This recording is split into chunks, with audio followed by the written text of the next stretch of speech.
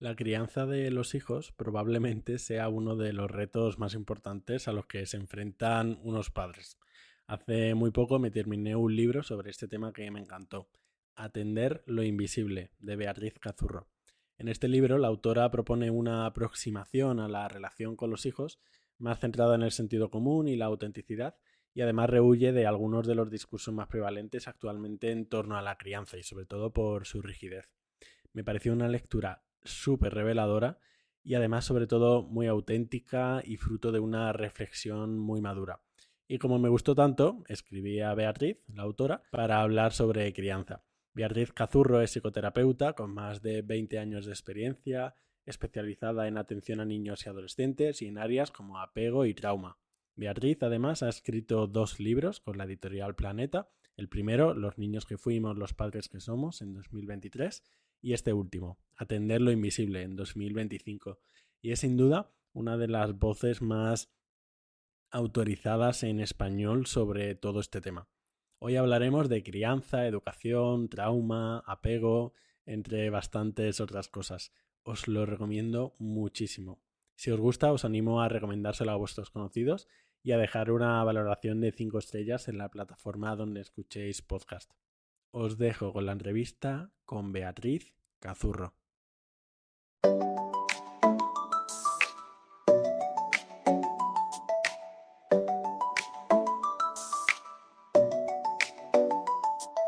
Entiende tu salud, un podcast de salud y medicina creado por Gonzalo Vaquero Sanz.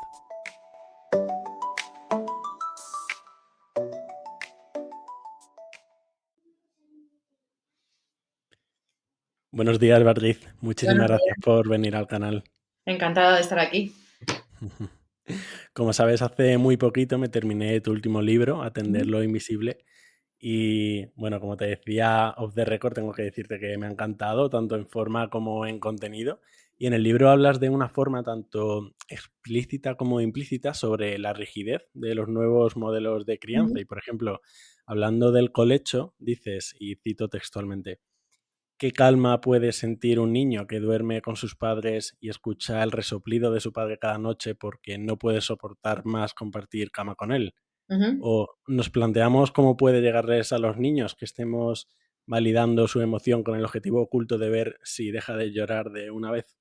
Me Mm. gusta empezar esta entrevista con esta idea porque creo que recoge muy bien el tema principal del libro y quería preguntarte cómo aconsejarías entonces a unos padres para no ser rígidos con estas formas de crianza, pero al mismo tiempo seguir pautas y modelos que sabemos que funcionan. Es que yo creo que no hay una respuesta tipo y que justamente el libro, hay libros de pautas muy buenos. Yo no creo que las pautas de por sí sean malas, es el cómo las estamos incorporando, quizá un poco la reflexión alrededor de donde escribo esto, ¿no? Entonces, yo ni siquiera te diría cómo hacer que unos padres no sean rígidos. A mí lo que me interesaría es desde dónde esa rigidez, es poder escuchar a esa familia qué es lo que le está pasando, qué miedo tienen, qué les ha ocurrido a ellos, qué han escuchado, ¿no? Y a partir de ahí ver qué se puede construir, porque al final es que las relaciones no tienen receta, ¿no? Y de hecho, bueno, los que nos dedicamos a esto seguro, pero creo que es como de conocimiento general, que hay relaciones que aparentemente las palabras son muy bonitas, pero debajo hay mucha violencia, por ejemplo, ¿no? Que es una cosa que estamos empezando a hacer mucho más explícita y que se divulga mucho sobre esto. Entonces, siguiendo pautas rígidamente, si por debajo hay otra cosa completamente diferente, este es el tipo de modelo que se está generando muchas veces en la relación con los niños desde una buena intención, ¿no? Que yo parto de que la Exacto. mayoría de los padres y madres tienen una buena intención. Ujú. Y siento que muchos padres pueden saber esta teoría, pueden tenerla interiorizada, la aceptan, la comparten, pero muchas veces pueden preguntarse cómo hago para no gritar a mi hijo o no amenazarle cuando le he dicho 7 veces que no salte encima del sofá porque puede hacerse daño y que deje de gritar. Mm. Pues mira, hay una parte que sí que puede ser como de entender un poco el contexto concreto de ese momento, ¿no? Decir, oye, pues es que, ¿qué edad tiene ese niño? También entender que los niños no están hechos como para obedecer, ¿no? Y que no saltes en el sofá si no va acompañado de una acción, es complicado que lo vaya a cumplir porque el sofá es muy divertido y por mucho que me estén diciendo, me siguen dejando, ¿no? Entonces, como que hay varios mensajes. Y a veces simplemente con explicar esto o poder explicar que los límites son algo como que los niños tienen que poder conseguir sin hacer ellos nada, ¿no? Es como yo te bajo del sofá o yo te dirijo a otro sitio. Cuando son más mayores igual se va complicando si no ha estado incorporado desde el principio, pero es un poco eso. Y hay personas que con entender eso Ujú. recalculan ruta y dicen, ah, vale, pues entonces a la segunda le voy a avisar de que le voy a coger del sofá y vamos a bajar. O entendemos un poco cómo lo hacemos, ¿no? Ejemplos que dicen muchos padres, ¿no? De es que no le he dejado dar el botón del ascensor y se ha enfadado muchísimo. Y bueno, pues si no le dejo tocar el botón, igual es que tengo que poner yo la mano. O sea, es como ver un poco dónde está el límite y por qué, y que se trata de una acción nuestra, no tanto de algo que tengan que obedecer. Y con eso muchas veces los padres recalculan y entienden. Pero otras veces no, porque otras veces es algo mucho más profundo. Y lo que ocurre es que igual un niño está haciendo algo y no es que te moleste ni siquiera que salte en el sofá, es que te está dando en un sitio muy, muy profundo de nunca nadie me ha escuchado. Y ahí saltas, es como un interruptor, no te das ni cuenta, hace cling y de repente es automático, estás gritando. Y el contenido no es el sofá, ¿no? O el contenido es el sofá, pero lo de debajo no es el sofá, no sé cómo explicarme. Y ahí hay otro trabajo de cómo te has sentido en qué situaciones, qué pasa con el que te escuchen o no, cómo ha sido tu vida, te escucha alguien ahora, te escuchas tú. O sea, un montón de cosas que no son tan inmediatas como una pauta. Por eso el libro va un poco como de complejizar todo esto y creo que a ti te ha gustado y me alegro, ¿no? Pero creo que hay un punto, o por lo que me va llegando, un punto de alivio, de vale, no tengo que ser perfecto y está bien, o tengo que partir de donde estoy porque no hay otra realidad posible, pero creo que también hay una parte de frustración, ¿no? Entonces, no es cuestión de que alguien me diga lo que tengo que hacer, es cuestión de cómo me relaciono conmigo, con los demás, qué es lo que me pasa, ¿no?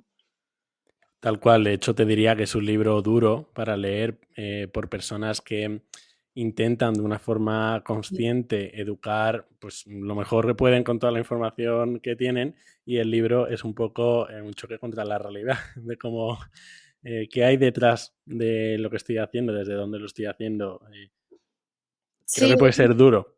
no hay una intención de fastidiar, pero sí que hay una conciencia muy clara de que hay una parte de frustrante, ¿no? Y dos cosas con respecto a esto que me vienen a la cabeza. Una es que cuando hemos empezado a hablar de violencia contra los niños o de que pagar a los niños no está bien y todo este tipo de cosas, también estamos frustrando a otra generación de padres que también lo estaban haciendo con intención de educar bien, ¿no? Y hemos empezado a decir, no, por aquí no es. Y bueno, es difícil encontrar otro camino. Y hemos buscado otro camino y a veces ese otro camino tampoco es exactamente por ahí. Y para buscar otro es que nos tenemos que frustrar. Entonces creo que tenemos mucha dificultad en general con la frustración y con aceptar, como que ponemos mucha energía en huir de la realidad, porque a veces la realidad pues no es tan bonita como desearíamos, ¿no? Y igual que los niños cuando se frustran y patalean porque pobrecitos lo pasan muy mal, cuando atraviesan la frustración pueden encontrar otra alternativa, es pues si no hay dulce, no hay dulce, pero cuando termino de frustrarme, igual quiero un bocadillo o igual hay una fruta que me gusta o yo qué sé, pues los padres también. Podemos frustrarnos y atravesarlo y aunque sea doloroso, al otro lado hay una opción más satisfactoria, ¿no? Qué interesante, qué chulo. Esto que has comentado de, por volver al ejemplo del sofá, lo que podía haber detrás de lo que me frustre, que es que no me Mm, están escuchando, por poner este ejemplo, sí, me recuerda a mucha otra idea que recoges en el libro varias veces, que, bueno, haces alusión al tema de la crianza respetuosa, el apego, la psicología evolutiva o incluso mm, otros ámbitos como la nutrición, sí. que puede que esté alineado más con esta parte más infantil, la parte asustada de no ser Mm. suficiente. Y precisamente quería preguntarte sobre esto. ¿Qué pasa cuando llegamos a la edad adulta sin intuir ni siquiera que existe este niño en nuestro interior? Pues que al final surgen cosas en la relación con nosotros mismos y en la relación con los demás. Y cuando es en relación con niños, es que hay una cosa como muy inevitable y es que son un espejo de un montón de cosas. Entonces nos vamos a ver reaccionando de formas que si queremos poner un poco de conciencia, vamos a ver que están desproporcionadas a la situación, o que son cosas que sabemos que son violentas, o vemos que nuestro hijo está sufriendo, o que no confía con nosotros. De repente, si estamos un poco conectados, nos damos cuenta de que hay algo que no está donde toca, ¿no? Dices, esto no encaja como yo creo que tendría que encajar. Y en ese tipo de reacciones podemos empezar a poner curiosidad. Es que muchas veces, en estas entrevistas de los últimos meses de que ha salido el libro, es ¿y cómo hacemos para saber qué nos ha pasado? Y es, joder, ojalá fuera tan sencillo. Es que a veces es empezar a tener un poco de curiosidad, empezar a hipotetizar un poco, empezar a escucharnos. A veces solos no podemos tampoco porque es complejo. Y por eso digo que el otro día me preguntaban, una manera sencilla de regularnos. Y digo, jo, es que esto es, vamos, de todo menos sencillo, ¿no? Que luego acompañado se puede, pero hay una parte como del día a día, una parte ardua, el poner conciencia a las cosas es cansado también, ¿no? El empezar a sentir cosas que igual ni sabíamos es que lleva una energía, pero energía física. O sea, la gente se cansa, ¿no? Nos cansamos mucho. Todo eso cuando además tienes niños paralelamente a estar criando un niño. Sí, que es muy complejo y esperar a hacerlo todo bien o poder seguir el libro sin saber quiénes somos, eso también es una fuente de frustración casi segura, ¿no? Sobre el tema de cómo satisfacer las necesidades de nuestro niño interior, Ujú. hay una frase, una viñeta que recoges en el libro que es de las que más me han gustado y que tengo aquí apuntada, que dice, nuestro niño interior no es más que un niño y aprender a cuidarlo pasa por dejar de pedirle imposibles. Ujú. Claro, es que hay una parte de nosotros que está ahí como estancada, ¿no? Es una metáfora al final, no es tan así, pero hay como recursos que tenemos que son infantiles y no podemos pedir que sean adultos en un día, ¿no? Hay como un crecimiento y un desarrollo y por supuesto nos podemos comprometer, podemos poner una energía en ello, podemos investigar, explorar, fallar, perdonarnos, cabrearnos, de todo, ¿no? Porque son procesos un poco farragosos a veces. Pero si hay una parte de mí que reacciona como si tuviera 2 años, y no lo digo como algo despectivo, como que este es el Ujú. recurso que tengo, es que no le puedo pedir que actúe como si tiene 23, porque no ha podido, o sea, no ha podido adquirir esos recursos y toca ir aprendiendo. Y aprender es un proceso en todo, ¿no? En cuanto a información, por supuesto, pero en la experiencia no te puedes saltar pasos. O sea, aprender a través de la experiencia es que no lo puedes, no hay atajos. Y eso es lo frustrante. Yo quiero aprenderlo ya. Pues no se puede, ¿no? Tal cual.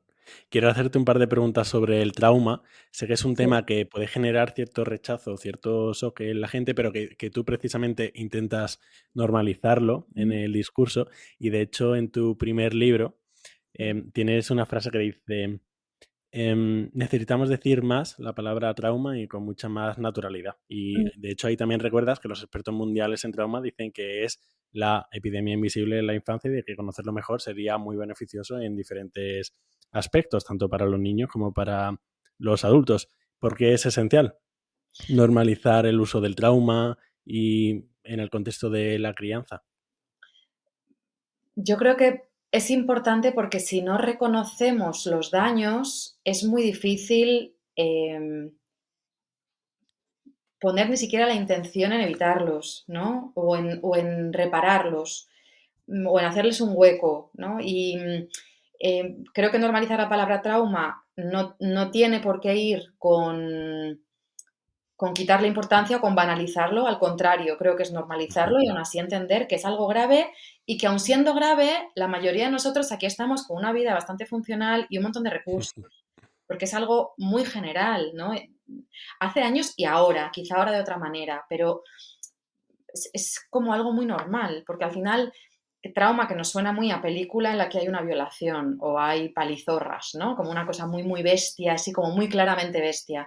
Pero en realidad trauma es el impacto en el cuerpo de experiencias para las que no he tenido recursos yo solo, ¿no? Y como niños que somos completamente dependientes de los adultos y los adultos antes creo que en general también no se sabía de esto, pero no tenían los recursos y creo que ahora también nos cuesta adultos que no nos saben ver, es muy difícil que yo pueda manejar la realidad con mis recursos. Entonces, es algo muy normal que nos ocurra.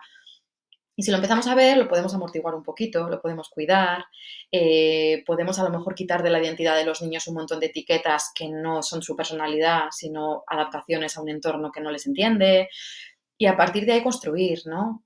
Lo que pasa es que hablar de esto, creo, que genera muchas veces una defensa de es que siempre estáis culpando a los padres, es que lo hacemos todo mal, y no es eso. Es que o describimos la realidad con todo el cariño del mundo y el apoyo posible, o al final, para que no te sientas más tú como madre o como padre, se está sintiendo mal un niño. Entonces, ¿cómo hacemos, no? Pues yo creo que es necesario hablar de ello en un contexto seguro y con toda la compasión del mundo y ofreciendo apoyos, no juzgando, ¿no? Eso es Ujú. difícil. Y exactamente lo que has dicho, visibilizar y normalizar de algún sentido el trauma no es para banalizarlo, sino para darle la relevancia que tiene. Sí.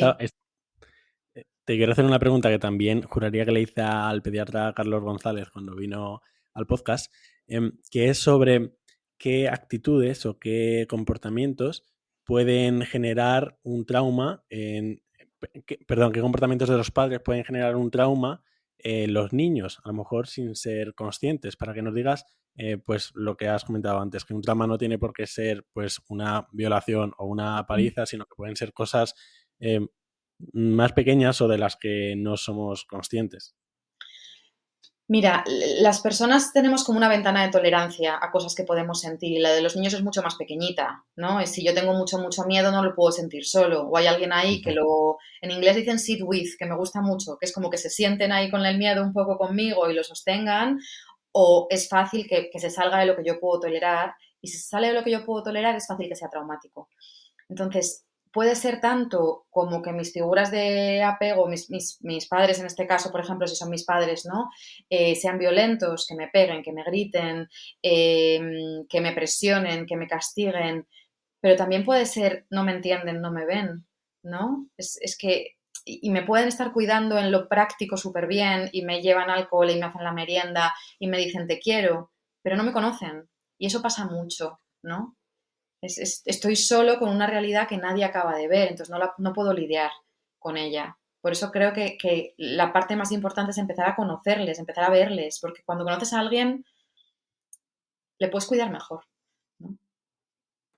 ¿Ves muy frecuentemente que adultos con traumas no resueltos, precisamente por no estar resueltos, generan este tipo de problemas en sus niños?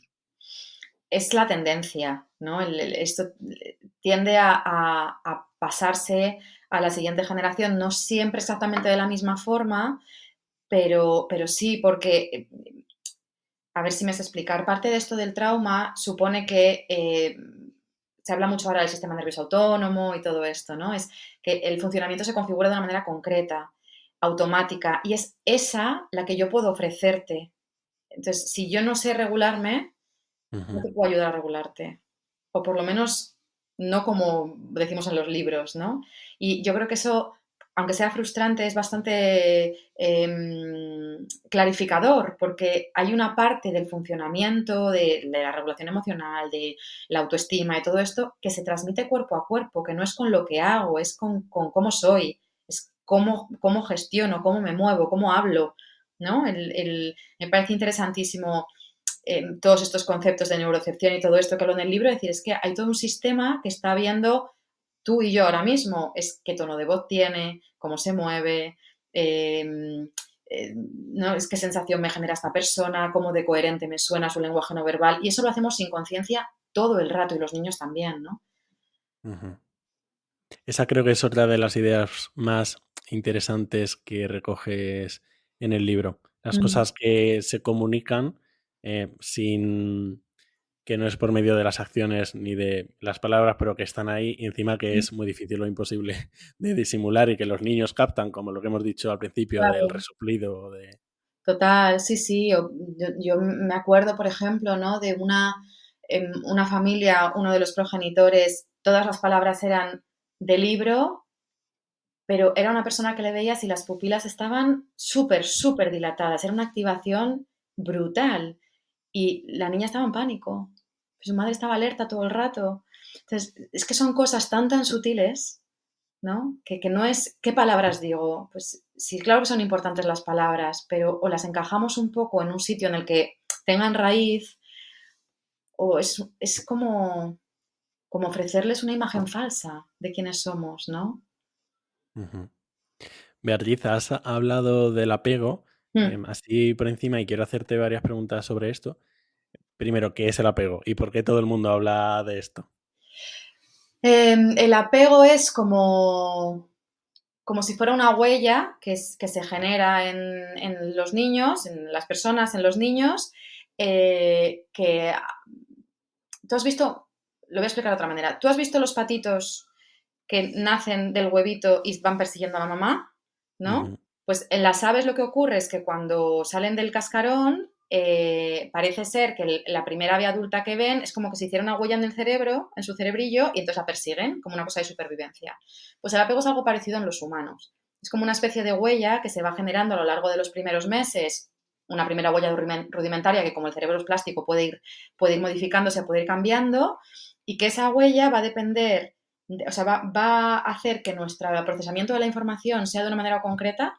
Puede, por ejemplo, hacer que yo ignore lo que siento, que no lo sienta, que no lo note, o que lo note con mucha intensidad y no pueda ver el contexto. Entonces, si yo me siento mal, la culpa será de los demás, por ejemplo, siempre, ujú. ¿no? Todos conocemos gente adulta un poco así. Entonces, nuestro cerebro va a funcionar de una manera determinada, va a interpretar la información de una manera determinada y es una huella que tiene que ver con el contexto en el que estamos. Es como una manera de adaptarnos al contexto en el que vivimos. Entonces, cuando la gente habla del apego seguro, que se habla mucho, es el bueno y el resto son los malos, entendiendo lo que se quiere decir, el apego siempre es bueno, porque es una adaptación. Una huella que nos ayuda a generar una estrategia de adaptación al entorno que tenemos. Y si no es el apego seguro, pues lo ideal es que sí.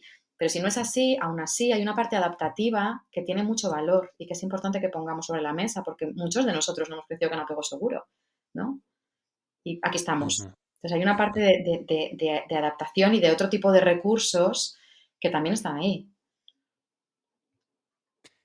Yo como médico que soy y que peco un poco al final de ser un poco biologicista, aunque intento que no, em, siempre me pregunto con el tema del apego, cuánto es genético, cuánto es ambiental y cómo de factible es modificarlo una vez que ha pasado la infancia o los primeros años. Eh, pues me parece una buenísima pregunta. La eterna duda en la psicología es cuánto hay de predisposición genética, cuánto es ambiental, cuánto también sabemos de epigenética y cómo todo el entorno puede afectar a la expresión de la genética. O sea, es tan complejo que no sé si hay una respuesta muy clara. Yo, desde luego, no la tengo y tampoco soy investigadora. Seguro que hay gente con muchos más datos, ¿no? Lo que sí es cierto es que es una huella que se puede flexibilizar. Yo no creo que sea cambiarlo, es flexibilizarlo.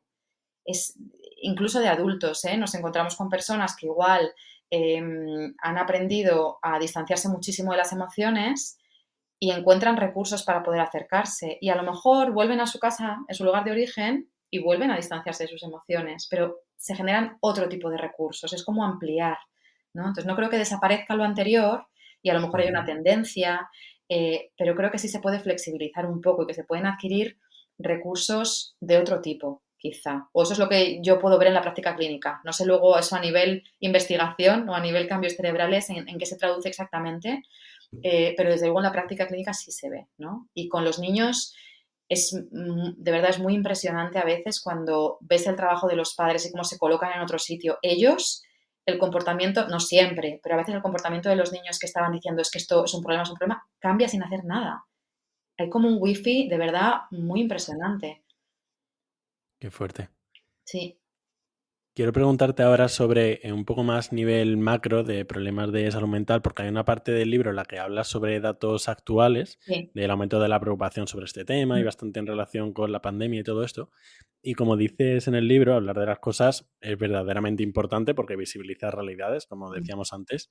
Pero quiero que nos hables de la otra cara de la moneda, de la que también hablas en el libro, sobre hablar y normalizar diagnósticos y problemas de salud mental. ¿Está bien que se esté hablando tanto de salud mental? ¿Qué opinas? Yo creo que hablar de salud mental es necesario y de falta de recursos públicos y de un montón de cosas, ¿no? O incluso esta polémica que ha habido hace poco con Marian Rojas Estapé y Nacho Roura. Son debates interesantes y se tienen que hacer. Quiero decir, es algo muy importante porque estamos viendo que las estadísticas de problemas de salud mental en infancia también y en adolescencia se van disparando y es que no puede haber comprensión sin debate, ¿no? Y pues podemos discutir y tú lo ves así, yo lo veo allá y veremos a ver por dónde salimos, pero creo que el debate y el hablarlo es siempre interesante. Lo que yo creo es que eh, pero creo que está pasando un poco lo mismo con todo y creo que es normal en las épocas de cambio. Creo que estamos en un cambio de paradigma general, ¿no? Pasamos de la salud mental es una vergüenza, ¿no? Reconocer algún problema, a hablamos de ello, a lo banalizamos. Es de repente compartimos nuestro diagnóstico como, pues yo es que me intenté suicidar. Y es, espera un momento, que es que esto está genial normalizarlo como una experiencia que puede ocurrir, pero es importante. ¿No? No se trata de quitarle importancia, es lo que decíamos antes de no banalizarlo, ¿no? O dónde lo comparto, o de qué manera, o cómo me cuido, porque, joder, exponer ciertas cosas te pone en riesgo, ¿no? A veces de rara traumatización, o no, simplemente de sentirse mal, ¿no? Pero con nutrición creo que ha pasado igual. Venga, vamos a hablar de ingredientes, qué bien, qué bien, qué bien, qué bien, no puedes comer una galleta, espera, que no era eso, ¿no? Es como, creo que nos está pasando un poco con todo y con la crianza. No hay que pegar, venga, crianza respetuosa, sí, sí, sí, sí, sí, sí, sí, tengo que ser perfecta. Espera, y creo que es normal irse en péndulo, ¿no? Que generalmente lo hacemos así. Por eso mira, el blanco no, el negro tampoco. ¿Ahora qué hacemos? ¿Dónde encontramos el gris, no? Ahora, hablarlo, por supuesto. Banalizarlo eso sí me parece más preocupante. Porque es el sufrimiento de la gente, ¿no? En el libro también me gustaba mucho cómo hablas del tema del contexto y de la realidad pues sociocultural y económica de muchas familias. Y en este sentido, la conciliación entre la vida laboral y familiar es un reto para pues, muchas familias, muchas personas.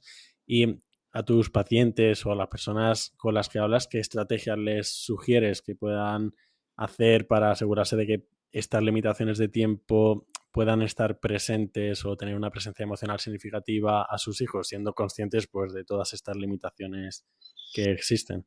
Pues mira, hay personas que cuando lo saben pueden cambiar algo, depende de la situación que haya, porque hay veces que no, o que no se puede por lo menos a corto plazo, ¿no? Por diferentes circunstancias. Pero, y cuando se puede ajustar, pues fenomenal, se ajusta y estupendo, ¿no? Pero cuando no se puede ajustar, por lo menos es asumir que sin querer hacerlo, sin ser nuestra culpa, tiene unas consecuencias, ¿no? Porque a veces está la culpa que tenemos de no poder estar más tiempo, que cuando de repente un niño dice, mamá, no te veo, o papá, estoy enfadado porque no has venido a la función de Navidad, lo que nos sale primero es, pero es que yo lo estoy trabajando por ti. Y si yo lo sé, que la gente está trabajando porque hay que pagar las cosas y ya está, ¿no? En muchísimos casos. Pero si podemos hacernos cargo de que los niños nos necesitan mucho tiempo y que no estamos porque no se favorece esto, podemos por lo menos escuchar la soledad o escuchar el enfado. Y eso es un cambio grande. Pues no estoy loco, pues lo entienden, pues oye, lo validan, me acompañan, me dan el espacio que necesito si estoy enfadado, intentan compensar por otro lado, pues ¿qué querrías hacer este tiempo que tenemos juntos? O sea, pues eso, hay una relación en la que esto tiene cabida. No es una tontería de niños, no son cosas de niños, no es, bueno, es que eres un desagradecido, ¿no? Que igual venimos un poco de todo eso. Y es un montón, y no es un cambio, no es un giro de 180, pero es que los giros de 2 grados también luego tienen un impacto gordo, ¿no?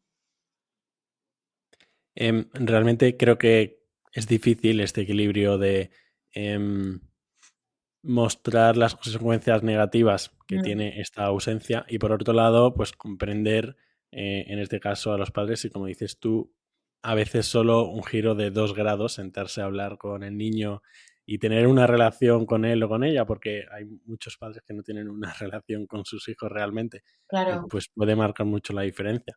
muchísimo. Pues mira, yo me sentía mal y lo entendían. Es que, de verdad, la cantidad de gente adulta que a día de hoy, con 50 años, me dice, si a día de hoy mi madre me entendiera, si de verdad me mirara y me dijera, entiendo que lo pasaste mal, sería un cambio brutal por dentro. Igual lo que ha pasado ya ha pasado, o ahora ya no hay compensación posible, o sí, no lo sé. Pero por lo menos por dentro habría un alivio. Y es invisible, pero es importante, ¿no? Ujú.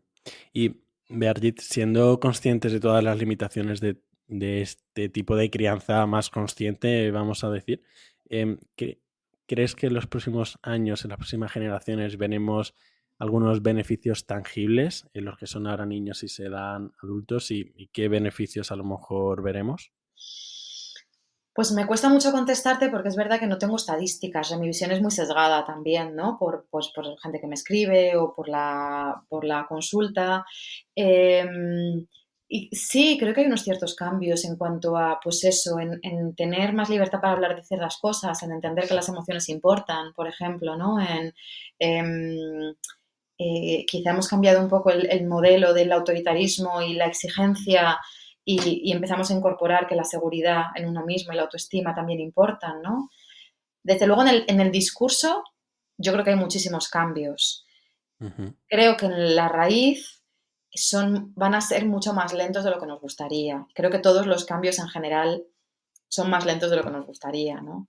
En cuanto a todos estos temas. Pero sí, claro, solo que haya un discurso más acorde a las necesidades de los niños importan, creo que vamos, es un montón. Qué bueno. Em, Y para ir terminando, Beatriz, quiero que un pequeño apunte sobre psicoterapia infantil, que además también es como terminas Sí. este libro. Quiero que nos digas cuándo y cómo puede ser útil la psicoterapia infantil. ¿Qué respondes a unos padres que te suelen preguntar sobre esto? Mira, por ponerte un poco de contexto mío, ¿eh? Yo empecé con la idea de yo solo psicoterapia infantil y era lo que yo quería. Y ha sido un proceso también de frustración personal de decir que no, ¿no? Que no les voy a salvar yo, ¿no? No funciona así. Y esa es mi experiencia, ¿eh? Y a lo mejor hay gente que se coloca en un lugar diferente y está bien. Creo que si no hay un compromiso de verdad de las familias, de entender que el cambio no es del niño, sino del contexto, siendo el contexto, no sé si la cantidad de tiempo, la calidad del tiempo, el tipo de relación, el conflicto entre parejas, cómo se ha manejado la separación o si la abuela llega todos los días y le regaña delante de su madre y le quita autoridad. No lo sé, ¿no? Pero si no entienden los padres eso, o los familiares directos o los cuidadores, es muy difícil. Y aún así hay mucha gente que sabiendo esto también trabaja con niños y dice, bueno, pero alguien les escucha, ¿no? Y es valioso y menos es nada. Creo que es legítimo. No es mi opción ahora mismo, porque creo que cuando verdaderamente se ha generado un contexto en terapia, o eso es lo que yo he vivido, ¿no? Que los niños están dispuestos a hacer un cambio o que empiezan a cambiar, como los padres no lo pueden sostener muchas veces, la terapia se acabó.